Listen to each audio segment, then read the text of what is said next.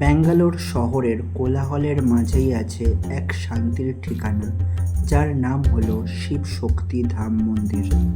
এখানে শক্তি রূপে দেবী বিরাজমান, তার পাশেই আছেন অন্যান্য দেবতারা।